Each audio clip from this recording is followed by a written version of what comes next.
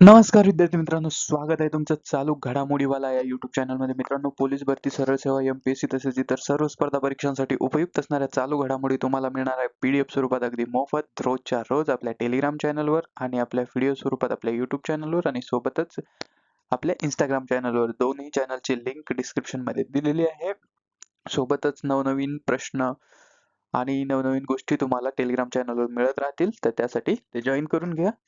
आणि सुरुवात करूया आपल्या आजच्या व्हिडिओला. आपण दररोज सकाळी 6 वाजता या चॅनलवर चालू घडामोडी घेऊन येत असतो. आज आहे दिनांक 24 मार्च. बघूया आजच्या चालू घडामोडी. बघा, आजचा आपला पहिला प्रश्न आहे, थायलंडचे नवीन पंतप्रधान म्हणून नुकतीच कोणाची नियुक्ती झाली आहे? आणि या प्रश्नाचं उत्तर आहे ऑप्शन बी, अनुतीन चारण विराकुल. ठीक आहे. बघा, यांच्याबद्दलची आपण माहिती बघूया. अनुतीन चारण विराकुल हे थायलंडचे नवे पंतप्रधान आहे. ठीक आहे. त्यांचं नाव आपण बघितलं. त्यांचा पक्ष आहे भूम जथाई पार्टी. कोणता पक्ष आहे? भूम जथाई पार्टी. आणि याच्यातली गमतीचा भाग म्हणजे याला सुद्धा BJPच म्हणतात बरं का, पण हा भारतीय जनता पार्टी नाही. ठीक आहे.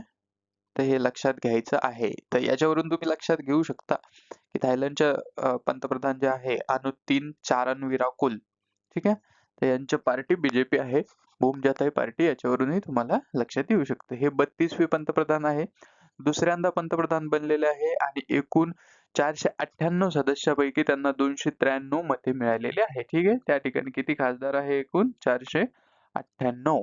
ठीक आहे. थायलंड देशाबद्दल आपण माहिती घेऊया. थायलंडची राजधानी आहे बँकॉक.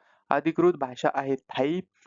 चलन आहे थाई बात आणि तिथला सम्राट किंवा राजा आहे वजिरा लॉन्गकॉर्न. क्षेत्रफळ आहे अंदाजे किती? 5,13,120 चौरस किलोमीटर. लोकसंख्या आहे अंदाजे 7 कोटी किंवा 7+ कोटी. ठीक आहे.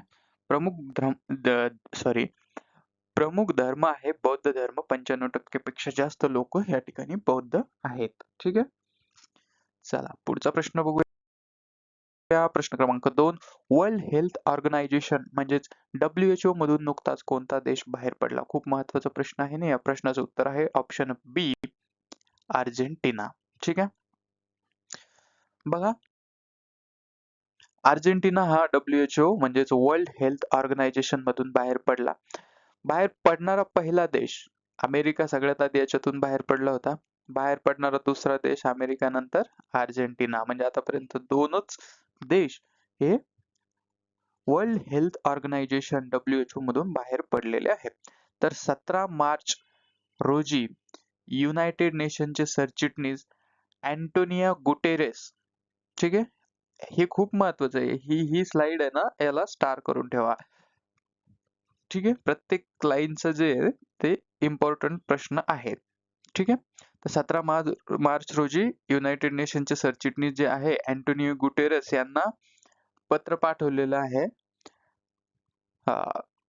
कुणी? अर्जेंटिना. तर अर्जेंटिना 1948 पासून WHO चा सदस्य होता. म्हणजे ज्यावेळेस WHO ची स्थापना कधी झाली. तर याच्यातून तुम्हाला असे प्रश्न ची उजळणी होऊन जाते. WHO ची स्थापना कधी झाली? तर 1948 ला WHO चे किंवा UN चे युनायटेड नेशनचे सरचिटणीस कोण आहे? ठीक आहे. चला, USA नंतर WHO सोडणार दुसरा देश आहे, हे आपण आता बघितलं. चला, WHO ची बद्दलची परत एकदा माहिती बघू. 7 एप्रिल 1948 ला स्थापना झाली. हिचं मुख्यालय कुठे आहे? Geneva, Switzerland. Geneva, Switzerland. ठीक आहे. स्वित्झर्लंड या देशामध्ये WTO म्हणजे वर्ल्ड ट्रेड ऑर्गनायझेशनचं सुद्धा मुख्यालय आहे. तर वर्तमान महासंचालक आहे डॉक्टर टेड्रोस अधनोम घेब्रेयेसस. सदस्य देश आहे पूर्वी 194 होते, आता अमेरिका आणि अर्जेंटिना बाहेर पडल्याने 2 देश कमी झाले, 192. जागतिक आरोग्य दिवस असतो 7 एप्रिलला. ठीक आहे. स्थापना दिवसाच्या दिवशी. आणि उद्देश आहे जागतिक आरोग्य सुधारणे, रोग नियंत्रण, महामारी प्रतिबंध, वैद्यकीय मदत आणि SDG 3 म्हणजेच आरोग्य आणि कल्याण साध्य करणे. ठीक आहे. या गोष्टी लक्षात ठेवा. पुढचा प्रश्न बघूया. प्रश्न क्रमांक 3, वर्ल्ड हॅपीनेस इंडेक्स 2026 मध्ये भारताचा कितवा क्रमांक आहे? आणि खूप गंभीर गोष्ट आहे मित्रांनो. वर्ल्ड हॅपीनेस इंडेक्स मध्ये आपण 116व्या क्रमांकावर आहे. खूप दुर्दैवाची गोष्ट आहे ही. ठीक आहे. याच्याबद्दल आपण माहिती बघूया. वर्ल्ड हॅपीनेस इंडेक्स मध्ये भारताचा 116वा क्रमांक लागतो. 2026 मध्ये भारताचा 116वा क्रमांक आहे. 2025 मध्ये 118वा होता. ठीक आहे. तर भारताची 2 स्थानानं सुधारणा झाली. म्हणजे मागच्या वर्षीपेक्षा यावर्षी थोडेसे लोक जास्त खुश झालेले आहेत किंवा आनंदी आहेत.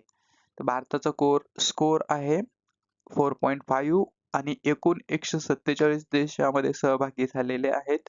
ठीक आहे. 147 म्हणजे पैकी 116 आहे. प्रकाशन कोण करतं तर संयुक्त राष्ट्र, युनायटेड नेशन्स. ठीक आहे. पहिलं स्थान कोणाला मिळालं? फिनलँडला. सलग 9व्या वर्षी या देशात 1 नंबरला हे लोक खुश. ठीक आहे. तर टॉप 5 देश कोण आहे? फिनलँड, आइसलँड, डेन्मार्क, कोस्टारिका आणि स्वीडन. ठीक आहे. सर्वात शेवटी 147व्या नंबरला अफगाणिस्तान आहे. ठीक आहे. तर ते साहजिकच आहे. दक्षिण आशियात भारत, पाकिस्तान आणि नेपाळपेक्षा मागे आहे. म्हणजे पाकिस्तान आणि नेपाळ मधले लोक सुद्धा आपल्यापेक्षा खुश आहे, आनंदी आहे. त्याच्यामुळे सगळ्यांना विनंती, आनंदी राहा. जीवनामध्ये अडचणी येतच राहतात. हसत हसत सगळ्या गोष्टींचा सामना करायचा. याला जीवन असं म्हणतात. सगळं आपल्या मनासारखं होत नसतं. ठीक आहे. 2026 ची मुख्य थीम काय आहे? सोशल मीडियाचा तरुणांच्या आनंदावर परिणाम. ठीक आहे. चला पुढचा प्रश्न बघूया. प्रश्न क्रमांक 4 आणि जागतिक जल दिवस 2026 ची थीम काय आहे? ठीक आहे. थीमवरचा प्रश्न आहे. थीमवरचे खूप प्रश्न स्पर्धा परीक्षांमध्ये विचारले जातात. तर या प्रश्नाचं उत्तर आहे option C, water and gender. ठीक आहे. बघा, जागतिक जल दिवस 2026. ठीक आहे. दरवर्षी 22 मार्चला जागतिक जल दिवस साजरा केला जातो.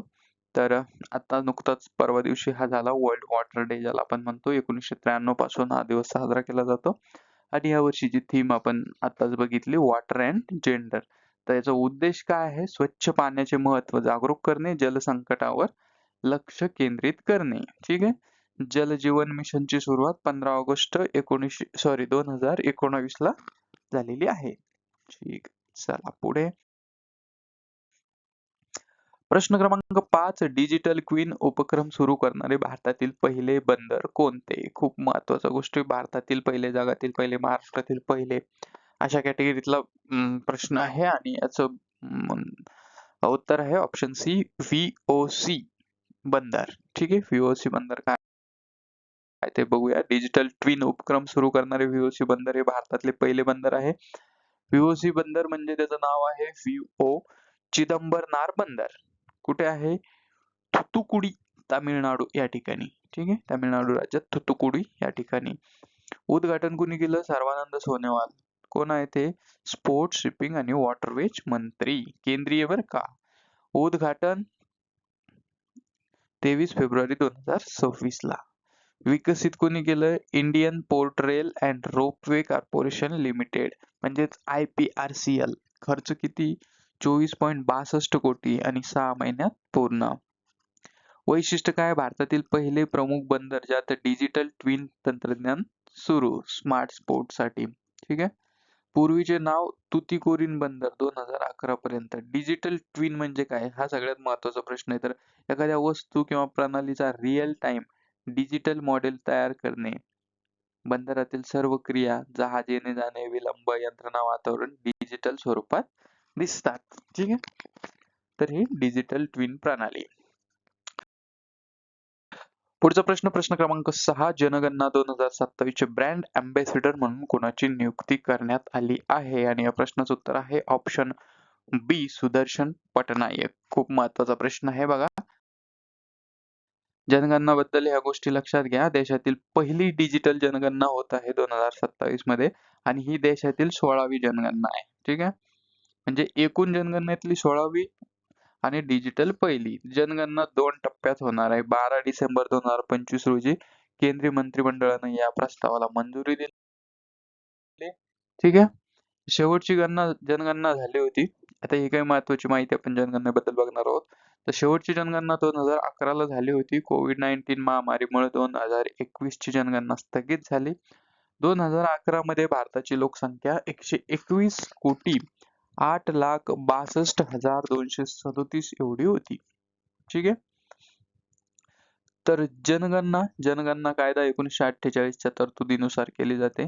ठीक आहे. आणि हे सरदार पटेल यांनी मांडलेलं विधेयक. जनगणना कलम 426 नुसार केली जाते. जनगणना केंद्र सूचीतील विषय आहे.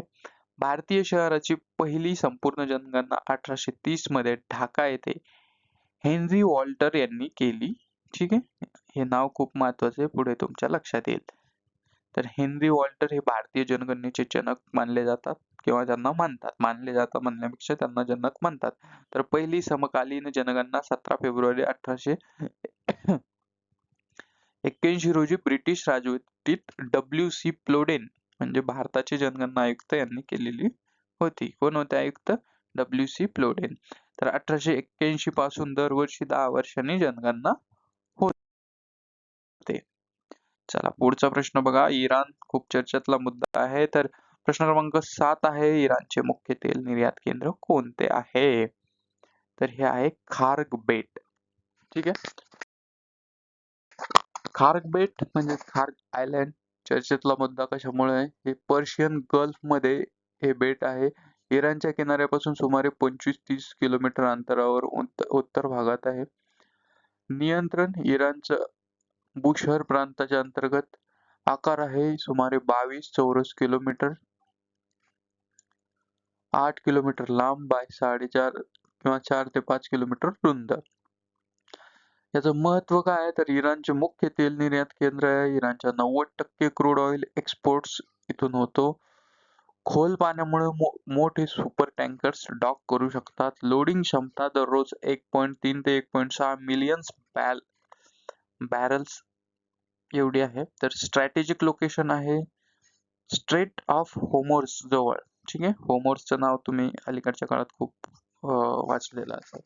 तर तिथूनच जागतिक तेल व्यापाराचा 20% भाग जातो. ऐतिहासिक महत्व आहे. प्राचीन ट्रेडिंग पोस्ट आहे. 7व्या शतकातील ख्रिश्चन मठाचे अवशेष या ठिकाणी सापडलेले आहे. तर झोरो ऑस्ट्रियन टोम्बोस डच फोर्ट या ठिकाणी आहे. चर्चेचं कारण काय आहे? तर अमेरिकेने 14 मार्च 2026 रोजी खार्ग बेटावरील 90 पेक्षा जास्त इराणी लष्करी लक्ष्यांवर हल्ला केला. ठीक आहे. तर हे खूप मोठी गोष्ट आहे. प्रश्न क्रमांक 8, महाराष्ट्र राज्य महिला आयोगाची स्थापना कधी करण्यात आली होती? खूप चर्चेतला मुद्दा आहे महाराष्ट्र राज्य महिला आयोग. ठीक आहे. खरात बाबाचं प्रकरण उघडकीस आलंय. तर 25 जानेवारी 1993 रोजी महाराष्ट्र राज्य महिला आयोगाची स्थापना करण्यात आलेली होती. ठीक आहे.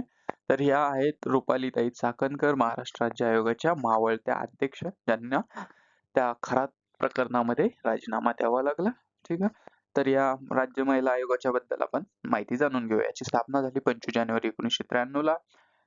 कोणत्या कायद्याअंतर्गत स्थापना झाली? महाराष्ट्र अधिनियम 1993 च्या क्रमांक 15 अन्वये. भारतातील पहिले राज्य महिला आयोग हे आहे. ठीक आहे. म्हणजे राष्ट्रीय आयोग एक होता देशाचं, तर महाराष्ट्रात सेपरेट महिला आयोग. तर राष्ट्रीय महिला आयोगाच्या धर्तीवर याची स्थापना झाली. अर्थातच प्रकार आहे वैधानिक मंडळ. मुख्यालय मुंबई येथे आहे. संविधानाचा आधार आहे कलम 14, 15, 16 मूलभूत हक्क प्लस 38, 39, 39 अ, 42 मार्गदर्शक तत्वे. ब्रीद वाक्य आहे स्त्री शक्तीर तुल्या सदा. अध्यक्षाचा कार्यकाळ 3 वर्षाचा असतो. रुपाली चाकणकर 2 वेळा अध्यक्ष झाला, 21 ते 24 आणि 24 ला त्यांना पुन्हा त्या ठिकाणी पुन्हा संधी देण्यात आली होती. मात्र आता त्या खरात फाईल्समुळे त्यांना राजीनामा द्यावा लागला. महिला आयोगाचे उद्दिष्ट काय आहे? तर महिलांची सामाजिक स्थिती व प्रतिष्ठा सुधारणे, महिला विरोधी प्रथा रूढींवर प्रतिबंधात्मक उपाय सुचवणे, महिलांशी संबंधित सर्व कायद्यांची अंमलबजावणी सुनिश्चित करणे, शासनाला सल्ला देणे, निशुल्क कायदेशीर सल्ला व समुपदेशन देणे, संशोधन कार्यशाळा NGO संवाद. ठीक आहे. आणि महाराष्ट्र महिला आयोगाची रचना कशी आहे ते महत्वाचं आहे. ठीक आहे. अध्यक्ष एक असतो, जे की रुपाली चाकणकर या होत्या आणि त्यांचा आता राजीनामा झालेला आहे. सध्या अध्यक्षपदावर कुणी नाही. तर सदस्य सचिव त्या ठिकाणी होत्या नंदिनी आवाडे म्हणून. ठीक आहे. आणि पदसिद्ध सदस्य असतात पोलीस महासंचालक. ठीक आहे. तर हे लोक आपसात कोऑर्डिनेशन करून काम करत असतात. पुढचा प्रश्न बघूया. प्रश्न क्रमांक 9. भारतीय जनगणनेचे जनक कोणाला म्हणतात? आणि हे उत्तर तुम्हाला यायला पाहिजे कारण आपण जनगणनेबद्दल माहिती बघितली. Henry Walter. ठीक आहे. चला पुढचा प्रश्न बघूया. प्रश्न क्रमांक 10. इंडियन ओपन 2026 स्क्वॉश स्पर्धा कुठे पार पडली? ठीक आहे.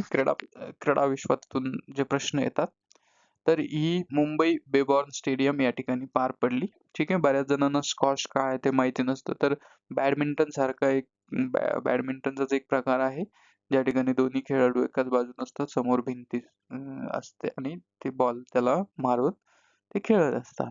ठीक आहे. बघा, इंडियन ओपन 2026 स्क्वॉश स्पर्धा आवृत्ती दुसरी, ठिकाण मुंबई, CCI बेबॉर्न स्टेडियम दरम्यान म्हणजे कधी झाली? 18 ते 22 मार्च 2026 च्या दरम्यान आयोजन केलं होतं प्रोफेशनल स्क्वॅश असोसिएशननं. विजेते पुरुष आहे अभय सिंग, तर विजेती महिला आहे अनाहत सिंग. प्रश्न क्रमांक 11. 68वी महाराष्ट्र केसरी स्पर्धा कोणी जिंकली? आणि या प्रश्नाचं उत्तर आहे ऑप्शन बी, हर्षवर्धन सदगीर. ठीक आहे. या ठिकाणी तुम्ही बघू शकता, हे आहेत हर्षवर्धन सदगीर, महाराष्ट्र केसरी झालेले आहे. हे नाशिकचे आहेत. तर 68व्या महाराष्ट्र केसरी कुस्ती स्पर्धेची 2026 जिचा विजेता आहे हर्षवर्धन सदगीर. नाशिकचा गादी विभाग उपविजेता ठरला महेंद्र गायकवाड सोलापूरचा. तर ठिकाण होतं वाघोली पुणे या ठिकाणी. रामकृष्ण अण्णा सातव पाटील यांनी आयोजित केली होती महाराष्ट्र केसरी कुस्ती स्पर्धा 2026. आवृत्ती 68वी आयोजन किंवा ठिकाण वाघोली पुणे. आयोजक रामकृष्ण सातव पाटील. क्रीडानगरी स्वर्गीय अजितदादा पवार. विजेता हर्षवर्धन सदगीर नाशिक. उपविजेता महेंद्र गायकवाड सोलापूर. या गोष्टी लक्षात ठेवायचा. बघा, 68वा विजेता हर्षवर्धन सदगीर आहे. थोडस मागे मागे जाऊया. 67वा पृथ्वीराज मोहोळ आहे. 66वा सिकंदर शेख आहे. तर 65वा शिवराज राक्षे आहे. ठीक आहे. आता ही एक महत्वाची नोट या ठिकाणी खूप महत्वाची आहे. तर नाशिकचा हर्षवर्धन सदगीर याने 2020 मध्ये सुद्धा पुणे या ठिकाणी झालेल्या 63व्या महाराष्ट्र केसरी स्पर्धेमध्ये त्यानं ती जिंकलेली होती. ठीक आहे. तर हा डबल महाराष्ट्र केसरी आहे असं आपण म्हणू शकतो. ठीक आहे. पुढचा प्रश्न क्रमांक 12. 101व्या अखिल भारतीय मराठी नाट्य संमेलनाच्या अध्यक्षपदी कोणाची निवड झाली? आणि ही निवड झालेली आहे मोहन जोशी यांची. नटखट खट्याळ आणि मिश्किल मोहन जोशी. बघा, 101व्या अखिल भारतीय मराठी नाट्य संमेलनाच्या अध्यक्षपदी मोहन जोशी यांची निवड. 100वे अखिल भारतीय मराठी नाट्य संमेलनाचे अध्यक्ष होते डॉक्टर जब्बार पटेल. स्थळ होतं पुणे. तर 99व्या अखिल भारतीय मराठी नाट्य संमेलनाचे अध्यक्ष होते प्रेमानंद गज्वी. स्थळ होतं नागपूर. बघा, प्रश्न क्रमांक 13. जागतिक वन दिन किंवा वन दिवस दरवर्षी कधी साजरा करण्यात येतो? आणि या प्रश्नाचं उत्तर आहे 21 मार्च ऑप्शन बी. ठीक आहे. बघा, जागतिक वन दिवस दरवर्षी 21 मार्च रोजी साजरा केला जातो. संयुक्त राष्ट्र संघ यांनी 2012 पासून हा दिवस अधिकृतपणे घोषित केलेला आहे. म्हणजे UN यांनी 2012 पासून हा घोषित केलेला आहे. 2026 सालचे घोषवाक्य किंवा थीम काय आहे? फॉरेस्ट्स अँड फूड, म्हणजे वन आणि अन्न.